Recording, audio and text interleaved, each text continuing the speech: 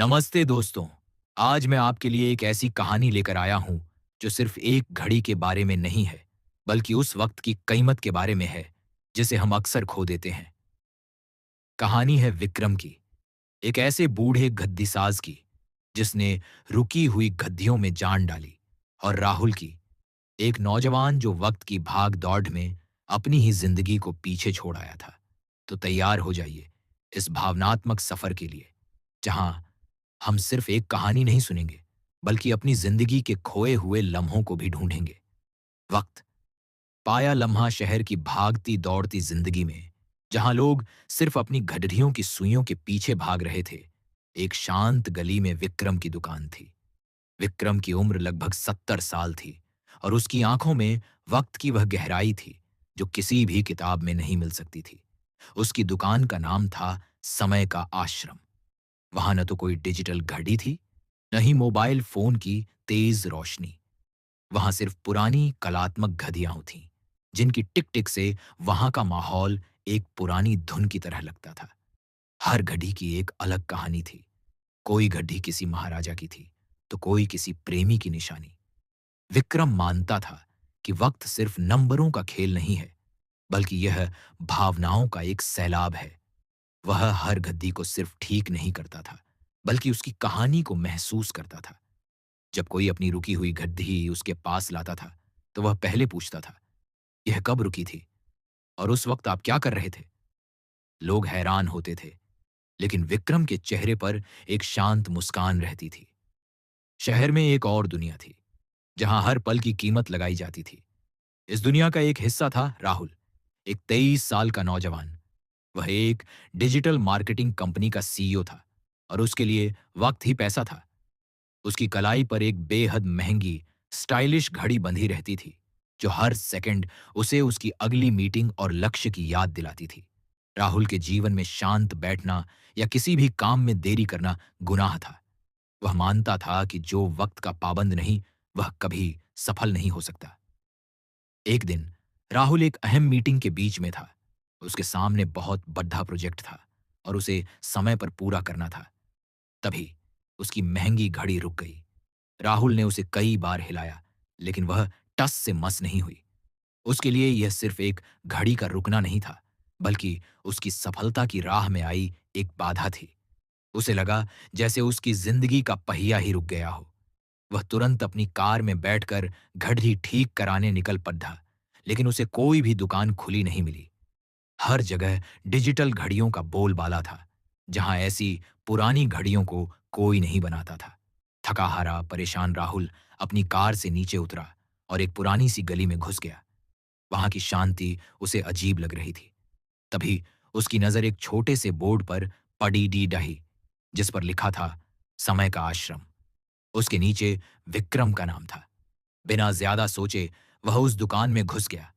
दरवाजे की हल्की आवाज सुनकर विक्रम ने अपनी नजरें उठाई। उसकी आंखों में एक अजीब सी चमक थी। राहुल ने गड्ढी को उसके सामने रखते हुए कहा, यह बंद हो गई है। विक्रम ने मुस्कुराकर गद्दी को उठाया और उसकी जगह राहुल की तरफ देखा। यह घड़ी बंद नहीं हुई है बेटा, विक्रम ने धीमी आवाज में कहा। असल में तुम्हारी जिंदगी में ठहराव आया है। राहुल को यह सुनकर बहुत गुस्सा आया। वह विक्रम की बात नहीं समझ पाया। आप क्या कह रहे हैं? उसने तेज आवाज में पूछा। मेरी घड़ी बंद हो गई है, उसे ठीक कर दीजिए, मुझे अभी बहुत काम है। विक्रम फिर मुस्कुराया और बोला, अगर तुम काम में इतने व्यस्त हो, तो अपनी जिंदगी की सबसे कीमती चीज यानी समय को ठीक करने के लिए थोड़ा वक्त क्यों नहीं निकाल पाते? विक्रम की इन बातों ने राहुल को सोचने पर मजबूर कर दिया। उसे ऐसा लगा कि यह बूढ़ा गद्दीसाज सिर्फ गद्दियाह में नहीं, बल्कि उसकी आत्मा को परछ रहा था। उसे लगा कि उसकी सारी तेजी और भाग दौड़ कहीं भी काम नहीं आ रही थी। उसे अपनी घड़ी को ठीक कराने के लिए विक्रम के पास छोड़ना पड़ा। यह सिर्फ एक घड़ी की मरम्मत का सौदा नहीं था, बल्कि दो अलग अलग पीढ़ियों, दो अलग अलग सोच और दो अलग अलग दुनियाओं के बीच की कहानी की शुरुआत थी। राहुल को कहाँ पता था कि यह शांत बूढ़ा गद्दीसाज सिर्फ उसकी घड्डी की मरम्मत नहीं करेगा, बल्कि उसकी जिंदगी की रुकी हुई धड़कन को भी फिर से जगा देगा। वक्त का आईना राहुल बिना घड़ी के अपनी जिंदगी में एक अजीब सा खालीपन महसूस कर रहा था। सुबह उठते ही सबसे पहले वह अपनी कलाई की तरफ देखता, लेकिन वहां सिर्फ एक खाली जगह थी। हर काम जैसे अधूरा सा लगने लगा था। दफ्तर में भी उसकी रफ्तार धीमी हो गई थी। वह बार बार दीवार घड़ी की तरफ देखता, पर वह घड़ी उसे अपने फैसलों पर शक करने के लिए मजबूर करती थी। एक शाम वह अपने लैपटॉप पर प्रोजेक्ट रिपोर्ट बना रहा था। तभी उसके कंप्यूटर की स्क्रीन अचानक बंद हो गई। राहुल ने उसे दोबारा चालू करने की कोशिश की, लेकिन वह चालू नहीं हुआ। उस पल उसे विक्रम की बात याद आई। यह घड़ी बंद नहीं हुई है बेटा, असल में तुम्हारी जिंदगी में ठहराव आया है। उसे लगा जैसे यह सब एक ही सिक्के के दो पहलू हैं। उसी शाम राहुल की मां ने उसे फोन किया। उसकी मां ने कहा, राहुल, तुम कई दिनों से घर नहीं आए, तुम्हारी तबीयत तो ठीक है? राहुल ने कहा, मां, मैं बहुत व्यस्त हूं, मेरे पास बिल्कुल समय नहीं है। मां की आवाज में उदासी थी। बेटा, व्यस्त होना अच्छी बात है, पर इतना भी नहीं कि तुम अपनों को ही भूल जाओ। मां की यह बात उसके दिल में चुभ गई। उसे याद आया कि जब वह छोटा था तो उसकी मां उसे हर दिन शाम को पार्क ले जाती थी। तब उनकी घड़ी की टिक टिक इतनी मायने नहीं रखती थी जितना उन लम्हों का साथ मायने रखता था। इन सब घटनाओं ने राहुल को बेचैन कर दिया। वह अपनी घड़ी के बिना जी तो रहा था, लेकिन उसकी भाग दौड़ भरी जिंदगी का संतुलन बिगड़ गया था।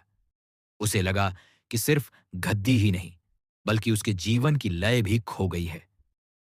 3 दिन बाद वह फिर से विक्रम की दुकान पर गया। इस बार उसके चेहरे पर गुस्सा नहीं, बल्कि एक अजीब सी शांति थी। दुकान में घुसते ही उसने देखा कि विक्रम एक पुरानी पेंडुलम वाली घड़ी को ठीक कर रहा था। उस घड़ी की धीमी और लयबद्ध टिक टिक सुनकर राहुल को एक अजीब सुकून महसूस हुआ। विक्रम ने राहुल को देखकर मुस्कुराया। तुम्हारी घड्डी तैयार है बेटा? राहुल ने कहा। नहीं, मैं अपनी घड्डी लेने नहीं आया हूं। विक्रम ने पूछा। तो फिर? राहुल ने कहा। आप सही थे, मेरी घड्डी बंद नहीं हुई है, मेरी जिंदगी में ही ठहराव आया है। उसने अपनी मां और बंद हुए लैपटॉप के बारे में बताया और कहा, मुझे समझ नहीं आ रहा कि मैं क्या करूं। विक्रम ने धीरे से मुस्कुराकर कहा, वक्त को तुम दौड़ा रहे थे, अब वक्त तुम्हें दौड़ा रहा है। इसे ठीक करने का सिर्फ एक ही तरीका है, और वह तुम्हारी घड़ी में नहीं, बल्कि तुम्हारे अंदर है। विक्रम की इन बातों ने राहुल को सोचने पर मजबूर कर दिया कि क्या उसकी जिंदगी की सबसे बड़ी समस्या सिर्फ उसकी रुकी हुई घड़ी थी, या कुछ और।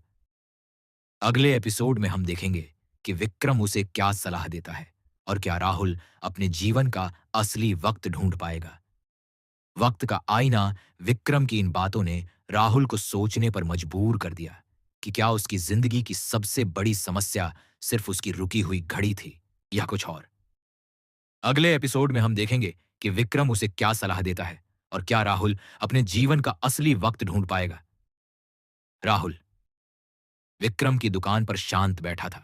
पहली बार उसके पास कोई समय सीमा, डेडलाइन नहीं थी। उसके दिमाग में एक साथ कई विचार आ रहे थे। मां की उदास आवाज, बंद हुआ लैपटॉप और उसकी अपनी बेचैनी। विक्रम ने उसे देखकर एक चाय का कप दिया, जिसकी भाप में एक अजीब सी शांति थी। विक्रम ने धीरे से कहा, हर घड़ी में एक वक्त होता है और एक घड़ी होती है। तुम घड़ी पर इतना ध्यान देते हो कि वक्त को भूल गए। राहुल ने पूछा, आप क्या कहना चाहते हैं? विक्रम ने अपनी मेज से एक पुरानी, बिना सुइयों वाली घड़ी उठाई। ये देखो, इसमें सुइयां नहीं है, लेकिन वक्त इसमें भी चलता है। ये तुम्हें सिखाती है कि जिंदगी को सिर्फ गिनने के बजाय जीना जरूरी है। विक्रम ने उसे एक और कहानी सुनाई। एक बार एक राजा ने अपने राज्य के सबसे बद्ध कारीगर से एक ऐसी गद्दी बनाने को कहा जो कभी बंद न हो। कारीगर ने महीनों मेहनत की और एक अद्भुत घड्डी बनाई। लेकिन कुछ दिनों बाद राजा को एहसास हुआ कि वह उस गद्दी को देखते देखते अपनी प्रजा को वक्त देना ही भूल गया था। उसने उस गद्दी को तोड़ ढा दिया और कहा, असली वक्त वह है जो मैं अपने लोगों के साथ बिताता हूं, न कि वह जो इन सुइयों पर चलता है। राहुल इस कहानी को सुनकर मंत्रमुग्ध हो गया। उसे समझ आया कि उसकी महंगी घड्डी ने उसे राजा की तरह ही अपनी असली खुशियों से दूर कर दिया था। विक्रम ने राहुल को एक और सलाह दी। जाओ, अपनी मां के पास जाओ, उनके साथ कुछ वक्त बिताओ। अपनी घड़ी के बिना तुम्हें पता चलेगा कि जीवन की असली धड़कन कहां है। राहुल अपनी मां के घर पहुंचा। उसकी मां उसे देखकर बहुत खुश हुई। राहुल ने पहली बार अपनी मां से बिना किसी जल्दबाजी के घंटों बातें की। उसने अपने बचपन की कहानियां सुनी, अपनी मां के हाथ का बना खाना खाया और यह महसूस किया कि यह पल किसी भी मीटिंग या प्रोजेक्ट से ज्यादा कीमती था। उस दिन राहुल को एहसास हुआ कि जब उसकी घड्डी रुकी थी तो सिर्फ समय ही नहीं रुका था, बल्कि उसे जीवन का एक मौका मिला था। वह मौका था उन लोगों के साथ वक्त बिताने का जिन्हें वह सबसे ज्यादा प्यार करता था। यह उस वक्त की सबसे बड़ी सीख थी जो उसे दुनिया की कोई भी डिजिटल घड़ी नहीं दे सकती थी। अगले एपिसोड में हम देखेंगे कि क्या राहुल अपनी जिंदगी की नई दिशा खोज पाएगा और क्या वह अपनी पुरानी जिंदगी को पीछे छोड़ ही पाएगा। नए वक्त की शुरुआत। राहुल को अपनी मां के साथ समय बिताकर शांति महसूस हुई थी, जो उसने सालों से महसूस नहीं की थी। जब वह वापस अपनी गाड़ी में बैठा तो उसे अपनी रुकी हुई घड़ी की याद नहीं आई। अब उसकी कलाई पर सिर्फ खालीपन नहीं, बल्कि एक नए एहसास की जगह थी। अगले दिन राहुल सीधा विक्रम की दुकान पर गया। इस बार उसके चेहरे पर न तो गुस्सा था और न ही कोई जल्दबाजी।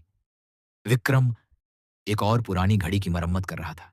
राहुल ने कहा, विक्रम अंकल, आप सही थे। मेरी घड़ी नहीं, मेरी जिंदगी रुकी हुई थी। विक्रम ने मुस्कुराकर कहा, वक्त को तुम दौड़ा रहे थे, अब वक्त तुम्हें दौड़ा रहा है। इसे ठीक करने का सिर्फ एक ही तरीका है और वह तुम्हारी घड़ी में नहीं, बल्कि तुम्हारे अंदर है। राहुल ने पूछा, आप क्या कहना चाहते हैं? विक्रम ने अपनी मेज से एक पुरानी, बिना सुइयों वाली घड़ी उठाई।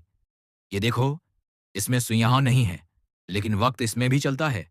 ये तुम्हें सिखाती है कि जिंदगी को सिर्फ गिनने के बजाय जीना जरूरी है। विक्रम ने उसे एक और कहानी सुनाई। एक बार एक राजा ने अपने राज्य के सबसे बड़े कारीगर से एक ऐसी गद्दी बनाने को कहा जो कभी बंद न हो। कारीगर ने महीनों मेहनत की और एक अद्भुत गद्दी बनाई। लेकिन कुछ दिनों बाद राजा को एहसास हुआ कि वह उस गद्दी को देखते देखते अपनी प्रजा को वक्त देना ही भूल गया था। उसने उस गद्दी को तोड़ दिया और कहा, असली वक्त वह है जो मैं अपने लोगों के साथ बिताता हूं, न कि वह जो इन सुइयों पर चलता है। राहुल इस कहानी को सुनकर मंत्रमुग्ध हो गया। उसे समझ आया कि उसकी महंगी घड्डी ने उसे राजा की तरह ही अपनी असली खुशियों से दूर कर दिया था। विक्रम ने राहुल को एक और सलाह दी। जाओ, अपनी मां के पास जाओ, उनके साथ कुछ वक्त बिताओ। अपनी घड़ी के बिना तुम्हें पता चलेगा कि जीवन की असली धड़कन कहां है। राहुल अपनी मां के घर पहुंचा। उसकी मां उसे देखकर बहुत खुश हुई। राहुल ने पहली बार अपनी मां से बिना किसी जल्दबाजी के घंटों बातें की। उसने अपने बचपन की कहानियां सुनी, अपनी मां के हाथ का बना खाना खाया और यह महसूस किया कि यह पल किसी भी मीटिंग या प्रोजेक्ट से ज्यादा कीमती था। उस दिन राहुल को एहसास हुआ कि जब उसकी घड़ी रुकी थी तो सिर्फ समय ही नहीं रुका था, बल्कि उसे जीवन का एक मौका मिला था। वह मौका था उन लोगों के साथ वक्त बिताने का जिन्हें वह सबसे ज्यादा प्यार करता था। यह उस वक्त की सबसे बड़ी सीख थी जो उसे दुनिया की कोई भी डिजिटल घड़ी नहीं दे सकती थी। अगले एपिसोड में हम देखेंगे कि क्या राहुल अपनी जिंदगी की नई दिशा खोज पाएगा और क्या वह अपनी पुरानी जिंदगी को पीछे छोड़ डाच पाएगा। नए वक्त की शुरुआत। राहुल को अपनी मां के साथ समय बिताकर एक ऐसी शांति महसूस हुई थी जो उसने सालों से महसूस नहीं की थी। जब वह वापस अपनी गाड़ी में बैठा तो उसे अपनी रुकी हुई घड़ी की याद नहीं आई। अब उसकी कलाई पर सिर्फ खालीपन नहीं, बल्कि एक नए एहसास की जगह थी।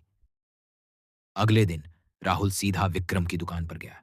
इस बार उसके चेहरे पर न तो गुस्सा था और न ही कोई जल्दबाजी।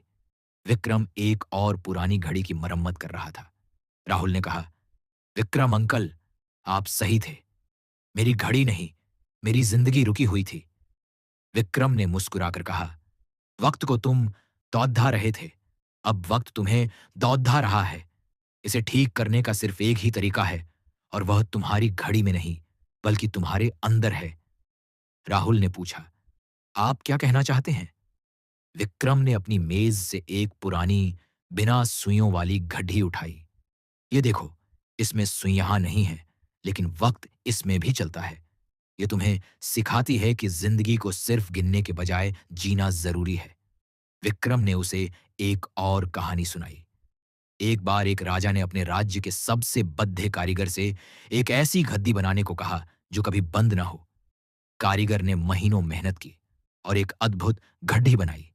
लेकिन कुछ दिनों बाद राजा को एहसास हुआ कि वह उस गधी को देखते देखते अपनी प्रजा को वक्त देना ही भूल गया था। उसने उस गद्दी को तोड़ दिया और कहा, असली वक्त वह है जो मैं अपने लोगों के साथ बिताता हूं, न कि वह जो इन सुइयों पर चलता है। राहुल इस कहानी को सुनकर मंत्रमुग्ध हो गया। उसे समझ आया कि उसकी महंगी घड्डी ने उसे राजा की तरह ही अपनी असली खुशियों से दूर कर दिया था। विक्रम ने राहुल को एक और सलाह दी, जाओ, अपनी मां के पास जाओ, उनके साथ कुछ वक्त बिताओ। अपनी घड़ी के बिना तुम्हें पता चलेगा कि जीवन की असली धड़ाकन कहां है। राहुल अपनी मां के घर पहुंचा। उसकी मां उसे देखकर बहुत खुश हुई। राहुल ने पहली बार अपनी मां से बिना किसी जल्दबाजी के घंटों बातें की। उसने अपने बचपन की कहानियां सुनी, अपनी मां के हाथ का बना खाना खाया और यह महसूस किया कि यह पल किसी भी मीटिंग या प्रोजेक्ट से ज्यादा कीमती था। उस दिन राहुल को एहसास हुआ कि जब उसकी घड़ी रुकी थी, तो सिर्फ समय ही नहीं रुका था, बल्कि उसे जीवन का एक मौका मिला था। वह मौका था उन लोगों के साथ वक्त बिताने का जिन्हें वह सबसे ज्यादा प्यार करता था। यह उस वक्त की सबसे बड़ी सीख थी जो उसे दुनिया की कोई भी डिजिटल घड़ी नहीं दे सकती थी। वक्त का नया अध्याय राहुल अब अपनी मां के साथ था, लेकिन इस बार उसका मन पूरी तरह शांत था। जब वह घर से निकला तो उसकी नजर फिर से अपनी जेब में रखी उस बिना सुई वाली घड़ी पर पड़ी। उसने उसे बाहर निकाला और अपनी कलाई पर पहना। इस बार यह उसे परेशान करने की बजाय एक याद दिला रही थी। यह याद कि समय सिर्फ अंकों में नहीं, बल्कि रिश्तों में और उन लम्हों में भी होता है जिन्हें हम महसूस करते हैं। वह वापस अपनी कंपनी गया, जहां उसके सहकर्मी और बॉस उसे देखकर हैरान थे। वे सोच रहे थे कि राहुल अपनी महत्वपूर्ण मीटिंग्स छोड़कर कहां चला गया था। राहुल ने अपने बॉस से कहा, सर, मैं कुछ जरूरी काम के लिए बाहर गया था और अब मैं वापस आ गया हूं। लेकिन इस बार उसकी प्राथमिकताएं बदल चुकी थीं। वह अब घंटों तक मीटिंग्स में नहीं बैठता था। वह अपने कर्मचारियों के साथ भी समय बिताने लगा। उसने उनसे पूछा कि वे कैसे हैं, उनके परिवार कैसे हैं और उनकी क्या समस्याएं हैं। एक दिन राहुल अपनी पुरानी घड़ी ठीक कराने के लिए विक्रम अंकल की दुकान पर गया। उसने देखा कि विक्रम अंकल अपनी पत्नी के साथ बैठे हंस रहे थे। राहुल ने पूछा, विक्रम अंकल, क्या हुआ? विक्रम अंकल ने मुस्कुराते हुए कहा, कुछ नहीं बेटा, बस वक्त गुजार रहे थे। राहुल ने अपनी पुरानी महंगी घड़ी दिखाते हुए कहा, अंकल, इसे ठीक कर दीजिए। मुझे पता है कि इसकी सुइयां रुकी हुई हैं, लेकिन शायद यह मुझे याद दिलाती रहे कि मैं अब भी उन लम्हों को महत्व दूं जो मेरे लिए सबसे जरूरी हैं। विक्रम अंकल ने कहा, यह घड़ी ठीक तो हो जाएगी, पर तुम्हारी जिंदगी की घड़ी अब पूरी तरह ठीक हो चुकी है। अब तुम्हारी जिंदगी में वो सुई घूम रही है जो तुम्हें सही दिशा दिखाएगी। इस तरह राहुल ने यह सीख लिया कि सफलता का मतलब सिर्फ पैसा और तेजी से भागना नहीं है, बल्कि जीवन में उन पलों को जीना है जो हमें असली खुशी देते हैं। वह अब भी एक सफल बिजनेसमैन था, लेकिन अब उसकी सफलता का मतलब और गहरा हो गया था। ये सिर्फ उसकी गड्डी की सुइयों से नहीं, बल्कि उसके दिल की धड़कन से तय होता था। किसान और समय राहुल की कहानी ने विक्रम अंकल की दुकान पर एक नई चर्चा छेद दी थी। शाम का समय था और एक किसान अपनी पुरानी घड़ी की मरम्मत कराने आया था।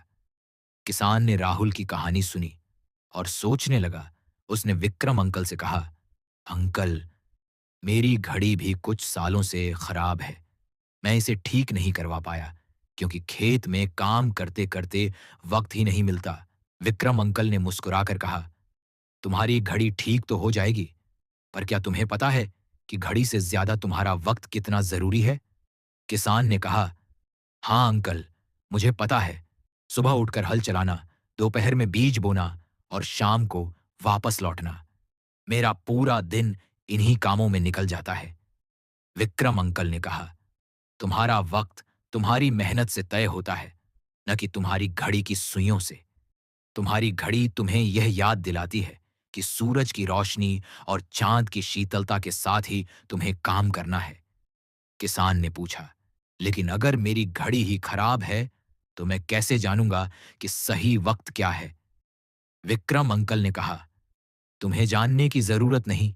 तुम्हारे खेत की फसल, तुम्हारे घर का चूल्हा और तुम्हारे बच्चों की मुस्कान, ये सब तुम्हें बताते हैं कि वक्त सही जा रहा है या नहीं। किसान ने इस बात को सुनकर अपनी घड़ी को वहीं रख दिया और कहा, अंकल, मैं अपनी घड़ी वापस लेने तब आऊंगा जब मैं अपनी फसल बेचकर थोड़ा वक्त बचा पाऊंगा। विक्रम अंकल ने कहा, नहीं बेटा, अपनी घड़ी ले जाओ। इसे पहनने से तुम्हें पता चलेगा कि हर पल कितना कीमती है। अगर तुम इसकी कद्र नहीं करोगे, तो तुम कभी खुश नहीं रह पाओगे। किसान ने अपनी घड़ी ली और विक्रम अंकल का धन्यवाद करके चला गया। इस तरह विक्रम अंकल ने एक बार फिर यह साबित कर दिया कि वक्त को मापने के तरीके अलग-अलग हो सकते हैं, लेकिन उसका महत्व हमेशा एक जैसा रहता है। अगले एपिसोड में हम देखेंगे कि क्या राहुल अपनी कंपनी में कोई बड़ा बदलाव ला पाएगा और क्या किसान अपनी घड़ी का सही इस्तेमाल कर पाएगा। किसान का नया तरीका, वह किसान जिसका नाम रमेश था, अपनी घड़ी लेकर घर पहुंचा। अगले दिन सुबह वह हमेशा की तरह अपनी घड़ी की तरफ नहीं, बल्कि आसमान की तरफ देखकर उठा। उसने देखा कि सूरज की किरणें जमीन पर पडीडी रच रही थीं और पक्षी चहचहा रहे थे। उसने सोचा, यह तो वक्त शुरू होने का इशारा है। रमेश ने अपने खेत पर जाकर देखा कि फसलें हवा में झूम रही थीं। उसने अपने खेत की सिंचाई करने के लिए पानी का पाइप खोला, लेकिन इस बार वह अपनी घड़ी में समय देखने की बजाय मिट्टी की नमी को महसूस कर रहा था। उसने सोचा, जब तक मिट्टी प्यासी है, तब तक मैं पानी दूंगा। दोपहर में जब सूरज अपने चरम पर था, तो रमेश ने अपनी घड़ी देखी।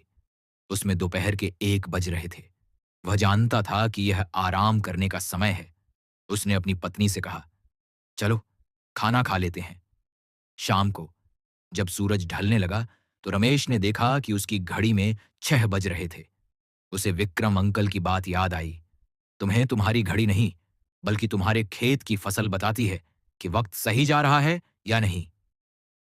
अगले कुछ हफ्तों में रमेश ने अपनी घड़ी का इस्तेमाल समय देखने के लिए नहीं, बल्कि यह याद रखने के लिए किया कि समय का असली महत्व क्या है।